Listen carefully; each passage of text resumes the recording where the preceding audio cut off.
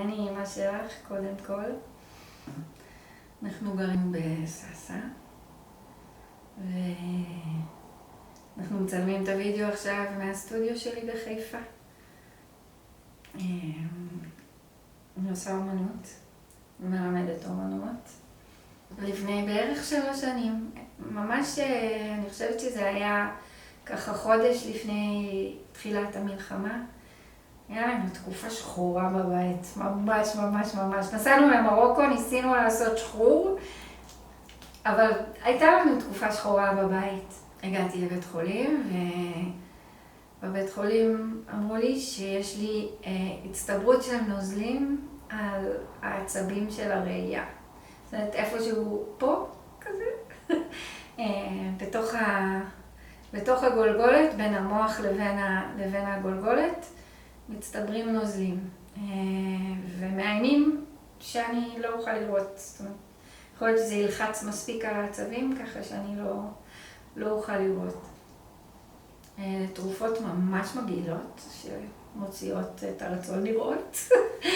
אבל אז החלטתי שאני כזה מחפשת את האיזון בינם לבין לרצות לראות, ואני בוחרת קצת להירגע ולעבוד אולי טיפה פחות, ולהתיש את עצמי אולי פחות, ולעשות מלא מלא מלא מלא מלא אומנות שמחפשת את הפריימים שאני באמת רוצה לראות, או לפעמים מתעמתת עם הפריימים שאני הכי לא רוצה לראות, אבל מנסה להראות אותם טיפה אחרת.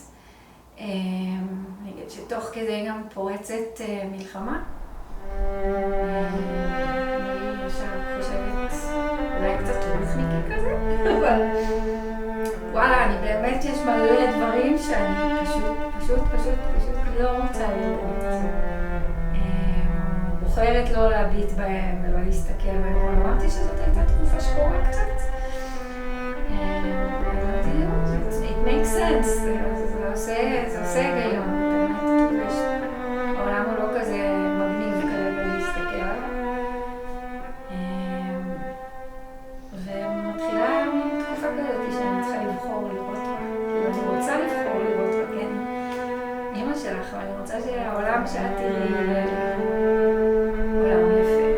והכל כזה מתערער, המקום פתוח, כל המקומות מתערערים. מה זה בית? אנחנו עוזבות את הבית. אבל כשאני בסטודיו אני מחפשת את הפער הזה בין הדברים שאני באמת בוחרת לראות, לבין ממה אני מתחמקת מלראות, או מה אני לא רוצה לראות, או מה אני לא מסכימה לראות. לגמרי האמנות שלי השתנתה. קודם כל נהיה לה זמן. כי כשלימדתי כזה באינטנסיביות, אז ריכזתי את המחלקה לאמנות בתל חי, אז הייתי מאוד עם הסטודנטים שלי ועם הפרויקטים שלהם, והמלחמה כמעט מלא זמן. גם המחלה לידה כמעט מלא זמן. תחילת המחלה הייתה ממש מסנוורת, אני זוכרת שכל העולם פשוט סנוור אותי. עד היום אני קצת, אני כאילו מעניף החושך. אני מעדיפה להיות כמו כל עניין, תודה.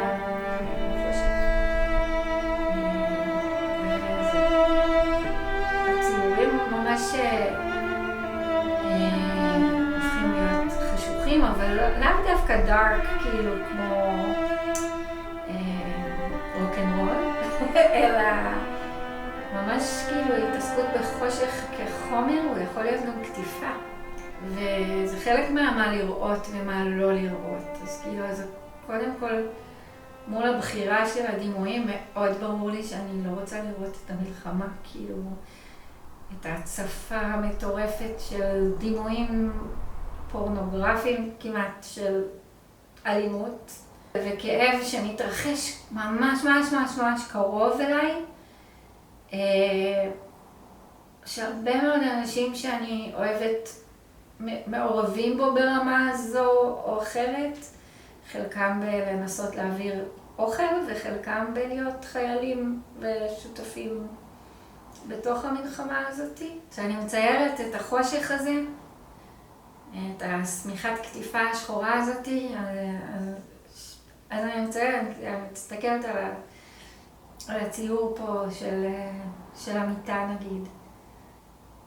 אז החושך הוא נעים, ויש גם נקודות אור, כאילו יש הרבה אור, והאור חושף גם דברים שפחות נעים לי לראות, אבל הוא גם חושף דברים נעימים, שאני רוצה להישאר בתוכם.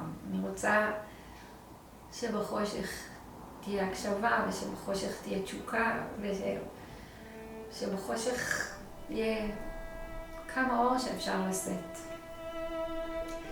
מקווה שלאט לאט ייכנס יותר ויותר צבע. ייכנס.